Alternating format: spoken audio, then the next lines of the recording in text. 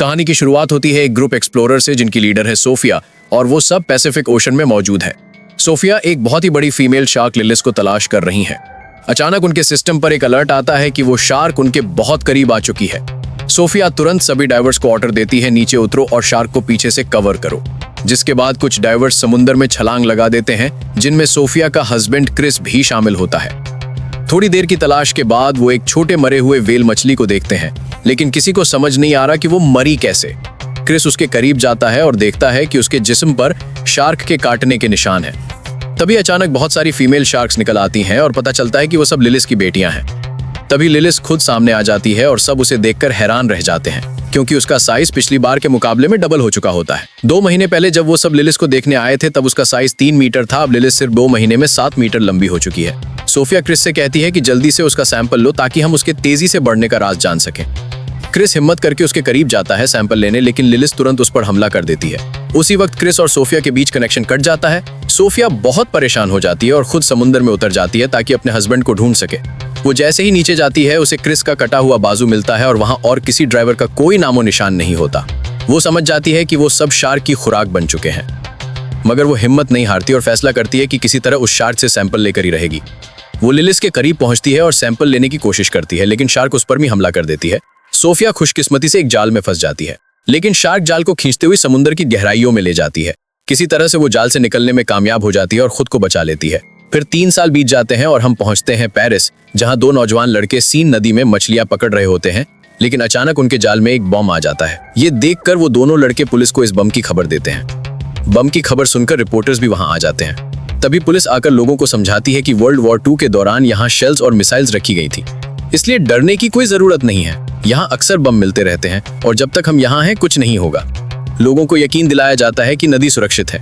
फिर हम पहुंचते हैं वेल कंजर्वेशन सेंटर, जहां हमें सोफिया दिखाई देती है। अब सोफिया ने शार्क पर रिसर्च करना बंद कर दिया है और अब वो बच्चों को मछलियों के बारे में जानकारी देती है। लेक्चर के दौरान उसे महसूस होता है कि कुछ लड़के उसका मजाक उड़ा रहे हैं। वो कह रहे होते हैं, कहाँ है वो सैंपल जो तुम्हारे हस्बैंड ने लाया था? क्या वो शार्क उसे मारकर सिर्फ सैंपल ही छोड़ गई? सोफिया बहुत दुखी हो जाती है और लेक्चर छोड़कर बाहर निकल जाती है। तभी एक लड़की नोरा उसे रोकती है और कहती है, मैं तुम्हारी सबसे बड़ी फैन हूँ, मैं तुम्हारे सारे रिसर्चेस को फॉलो करती हूँ, खासकर शार्क वाले। सोफिया कहती है, मैंने वो सब रिसर्च उसी दिन छोड़ दिए थे जब मेरे हस्बैंड की मौत हुई। उन दिनों की याद मत दिलाओ, मुझे तकलीफ होती है। वो जाने लगती है, लेकिन नोरा कहती है, मैंने पता लगाया है कि तुमने लिलिस के शरीर में एक ट्रैकर डिवाइस लगाई। सोफिया हैरान रह जाती है, जिसके बाद नोरा उसे अपनी ऑर्गेनाइजेशन ले जाती है ताकि डिटेल में बात कर सके। हमें पता चलता है कि नोरा ने समुद्री जीवों को बचाने के लिए एक ऑर्गेनाइजेशन बनाई है। वो समुद्र में रहने वाले जानवरों से बेहद प्यार करती है। नोरा सोफिया को बताती है कि उसने पिछले 3 साल से लिलिस की मॉनिटरिंग की है और कहती है, सोफिया तुम्हें ये पता नहीं होगा कि लिज अब सीन नदी में है। सोफिया हैरान रह जाती है और कहती है, ये नामुमकिन है क्योंकि शार्क फ्रेश वाटर में जिंदा नहीं रह सकती। नोरा बताती है कि क्लाइमेट चेंज और पोल्यूशन ने लिलिस की नेचर को बदल दिया है और अब वो इस माहौल में भी जीने के काबिल हो गई है। हमारे ग्रुप की कोशिश है कि उसे वापस समंदर में भेज दे, वरना वो किसी भी वक्त मर सकती है। नोरा कहती है, मैं आज रात डव करने वाली हूँ, तुम भी साथ चलो। सोफिया हम दोनों शार्क को देखते हैं और उसे उसके घर वापस ले जाते हैं। सोफिया कहती है, क्या डव? तुम्हें क्या लगता है ये इतना आसान है? ये बहुत ज्यादा रिस्की है, ऐसा करने से तुम्हारी जान जा सकती है। ये कोई आम सी मछली नहीं, ये दुनिया की सबसे खतरनाक शार्क है। सोफिया वहां से निकलकर अपने घर पहुंचती है। घर जाकर वो अपने हस्बैंड के आखिरी मिशन की वीडियोस देखती है और वो रो पड़ती है, क्योंकि उसी ने अपनी टीम से कहा था कि वो इस मिशन में उनके साथ है। वो गिल्टी फील कर रही होती है क्योंकि वो सब उसकी वजह से मारे गए। दूसरी तरफ हम देखते हैं कि नोरा अपनी दोस्त बिन के साथ सीन नदी में एक बोट पर होती है। नोरा कहती है, क्या तू मेरे साथ नहीं उतरेगी? बिन पानी में उतरने से इनकार कर देती है और कहती है, तू जा, मैं यहाँ तेरा ध्यान रखती हूँ।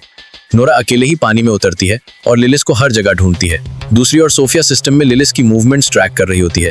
वो देखती है कि शार्क नोरा की तरफ बढ़ रही है, जिसके बाद वो पुलिस को कॉल करती है और बताती है कि नोरा अकेले रिवर के पानी में शार्क को ढूंढने गई है। नोरा अब भी शार्क को तलाश रही होती है। फिर वो एक कार के करीब जाती है जिस पर शार्क के अटैक के निशान होते हैं। उसी वक्त उसे पुलिस के सायरन की आवाज आती है, तो वो समझ जाती है कि पुलिस नदी तक पहुंच गई है। वो फौरन पानी से बाहर आती है और भागने की कोशिश करती है, मगर पुलिस उसे पकड़ लेती है क्योंकि इस रिवर में ड्राइविंग मना है। सोफिया भी उसी वक्त वहां पहुंच जाती है और नोरा को पुलिस के हाथों गिरफ्तार होते हुए देखती है, मगर वो कुछ नहीं कर सकती। पूरी रात वो नदी के पास खड़ी रहती है लिलिस की मूवमेंट्स को ट्रैक करने के लिए। अगले दिन नोरा अब भी पुलिस स्टेशन में होती है, क्योंकि वो कुछ भी बोलने को तैयार नहीं होती कि वो नदी में क्यों गई थी। वो सिर्फ कहती है, बस यार मैं तो नहाने गई। इंस्पेक्टर का नाम आदिल होता है। वो कहता है, तुम यहाँ से बाहर तभी निकलोगी जब सच बोलोगी। नहाने की कहानी छोड़ो, हमें बेवकूफ समझाया क्या? नोरा कहती है, सुनो भाई, मैं शार्क ढूंढने गई थी। आदिल हंसता है, क्या तू मेरे साथ मजाक कर रही है? नदी में शार्क, ये तो जहरीला पानी है, और फिर वो यहाँ आई कहाँ से? तुमने मुझे बेवकूफ समझा है। नोरा कहती है, मेरा यकीन करो, मैं पानी में शार्क को ढूंढने गई थी। लेकिन अफसर मानने को तैयार नहीं था।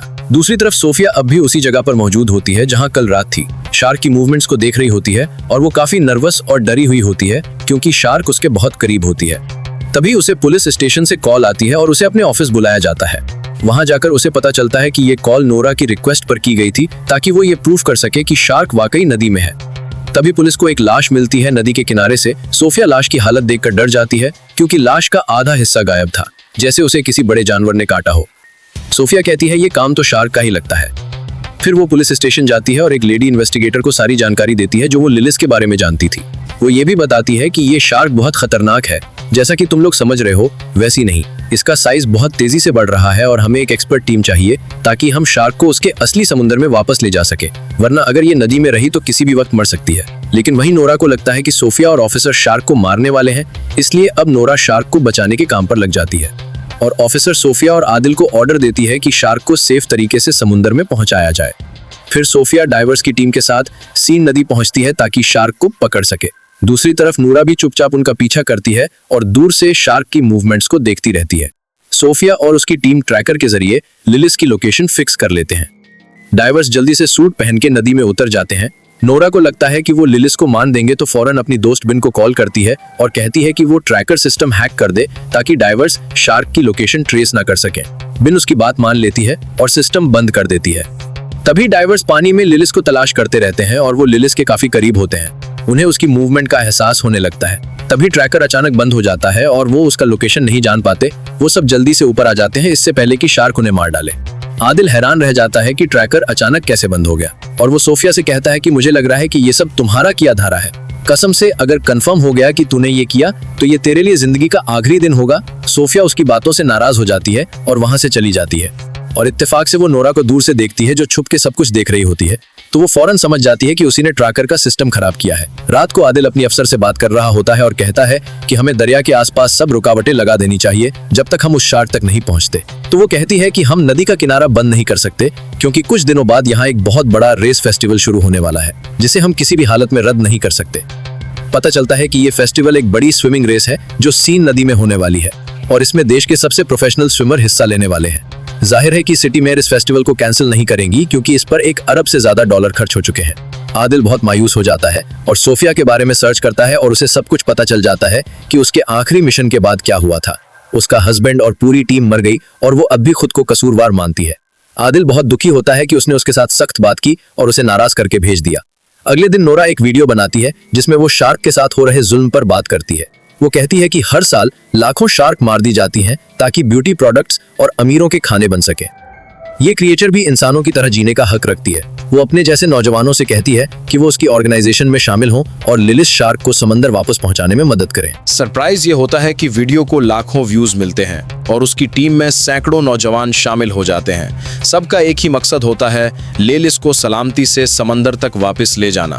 फिर आदिल सोफिया से मिलता है और कहता है, मैं माफी चाहता हूँ अपनी बदतमीजी के लिए और वादा करता हूँ कि मैं तुम्हें सिटी मेयर से मिलवाऊंगा। तुम उसे सब कुछ समझाओ। जिसके बाद आदिल सोफिया को मेयर से मिलवाने ले जाता है।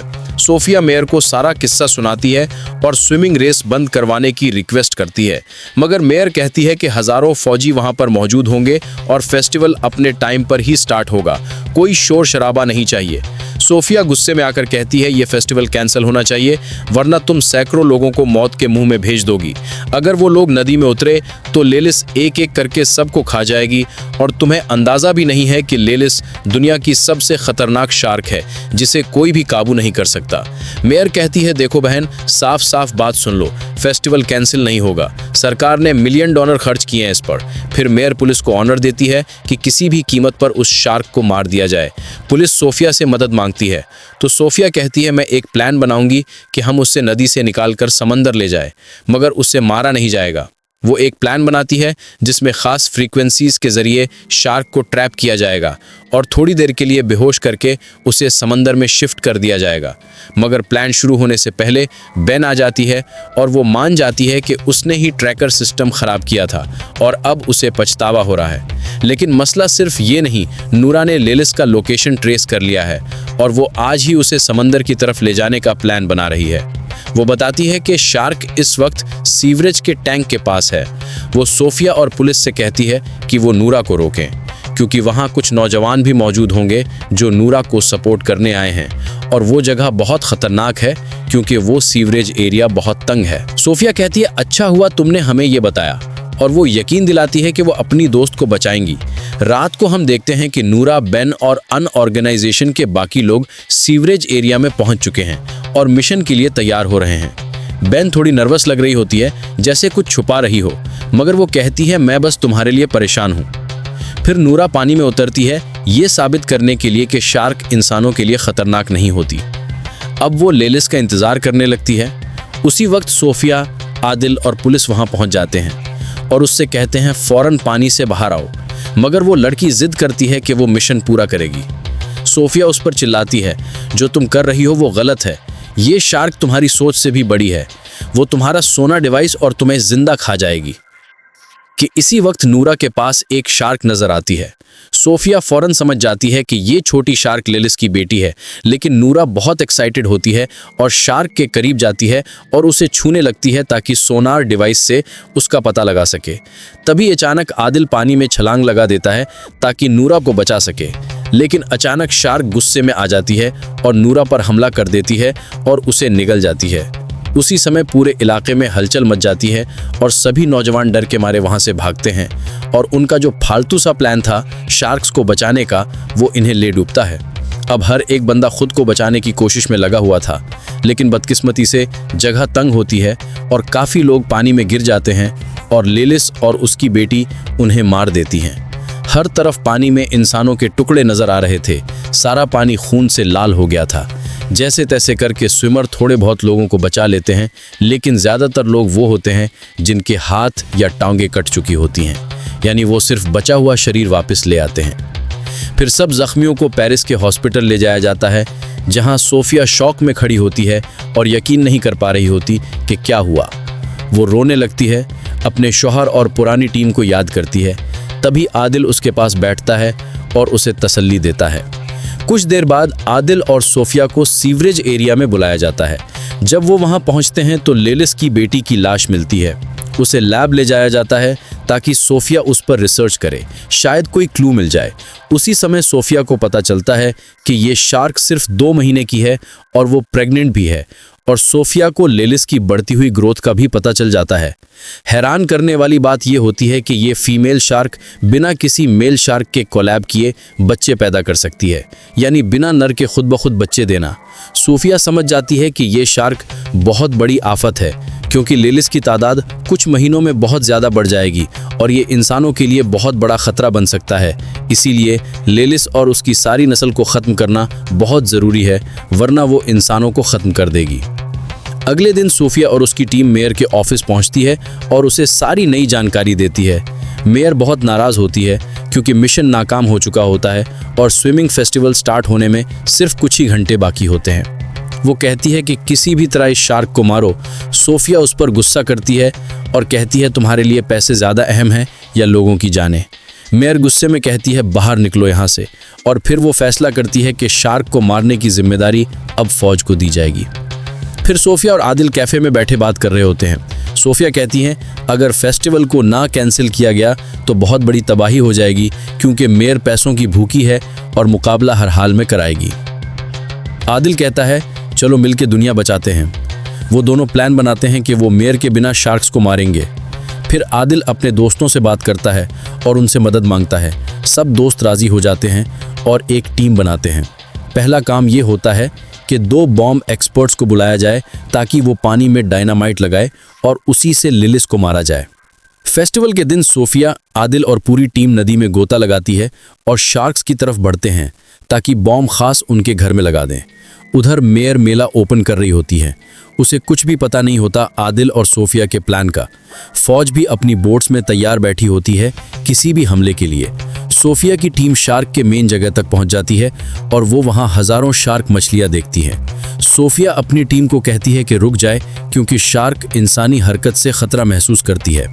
दूसरी तरफ मेला शुरू हो जाता है और स्विमर पानी में कूद जाते हैं।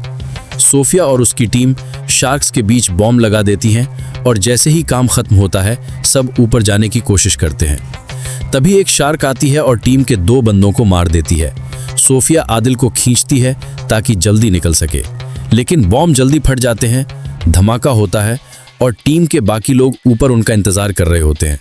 सोफिया आदिल को ऊपर ले आती है, टीम उसे बोट में डाल देती है क्योंकि वो जख्मी होता है। तब सोफिया फैसला करती है कि वो अकेले नीचे जाएगी ताकि यकीन कर ले कि लेलिस मर चुकी है या नहीं। लेकिन जब वो वापस आती है तो पता चलता है कि लेलिस अभी भी जिंदा है।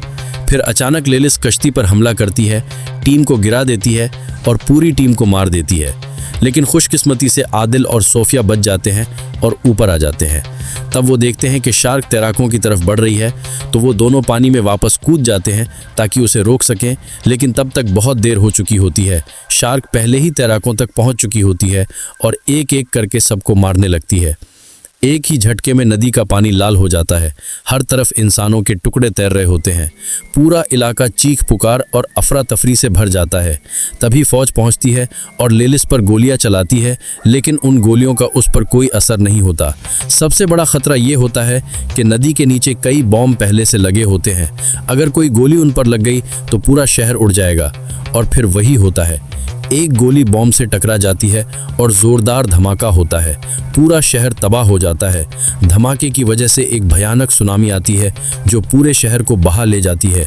कई लोग डूबकर मर जाते हैं, जिनमें सोफिया और आदिल भी होते हैं। सोफिया पानी की सतह पर आती है और बेहोश आदिल को देखकर किसी सुरक्षित जगह ले जाती है। दोनों एक लोहे के बड़े टुकड़े पर चढ़ जाते हैं। कुछ देर बाद आदिल को होश आता है और पूछता है, हम कामयाब हो गए? शार्क मर गई ना? सोफिया उसकी तरफ देखती है, उसकी आंखों में आंसू होते हैं, लेकिन वो कुछ नहीं बोलती। आदिल चारों तरफ देखता है और सदमे में चला जाता है। पूरा पेरिस शहर डूब चुका होता है और हर तरफ शार्क मछलियां तैर रही होती हैं।